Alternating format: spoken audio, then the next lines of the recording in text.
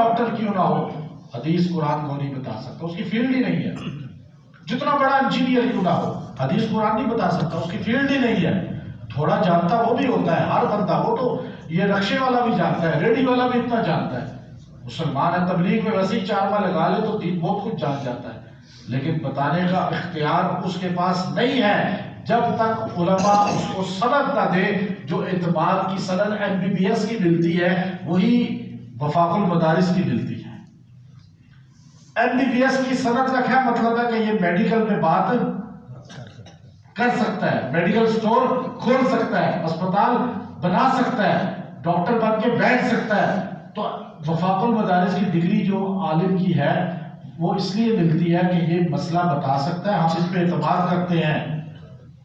وفاق کے پورے پاکستان کے بڑے اکابر، یہ ممبر میں بیٹھ سکتا ہے، یہ لوگوں کو رہنمائی کر سکتا ہے.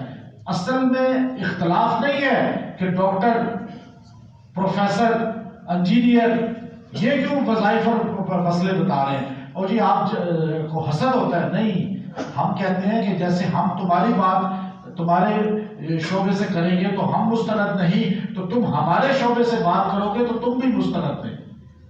اس میں لڑائی کی بات ہی نہیں ہے. سمجھ آ گئی بات؟ صحیح سمجھ آ گئی.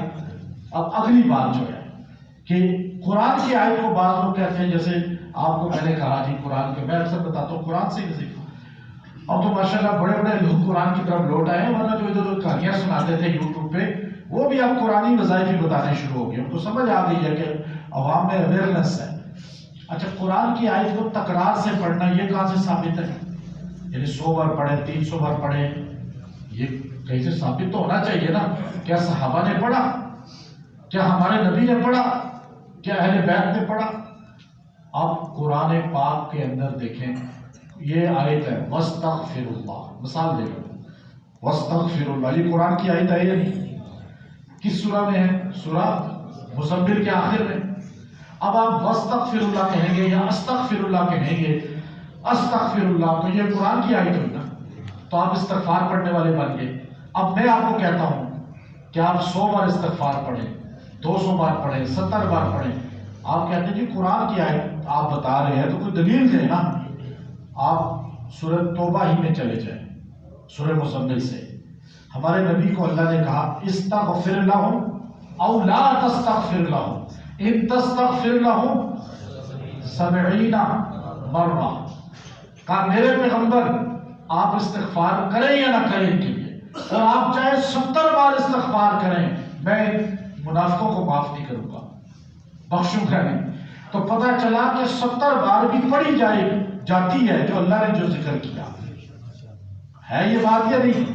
قرآن کی آیت کو 70 بار بھی، یعنی عربی کا یہ قاعدہ ہے، عربی کا قاعدہ ہے کہ لفظ 70 جو ہے وہ لامحدود کے لیے استعمال ہوتا ہے، اس کی کوئی گنتی نہیں ہوتی، اینڈ نہیں ہوتا. اللہ 70 ماہوں سے زیادہ یہ لامحدود بیان کرتا ہے. 70 ماہوں کی کوئی تقسیم ہے ہی نہیں. عربی میں 70 لامحدود کے لیے آتا ہے. تو گویا کے وظیفے میں آپ، میں 300 کا پھر بھی کم بتا رہا ہوں، آپ لامحدود بھی پڑھ سکتے ہیں قرآن کی آیت. یہ اشکال دور ہو گیا. پھر آپ صحابہ کے دور سے چلیں. میں تو آپ کو یوں بیٹھ کے کہہ رہا ہوں آپ 70 بار پڑھیں یا 100 بار پڑھیں، 300 بار.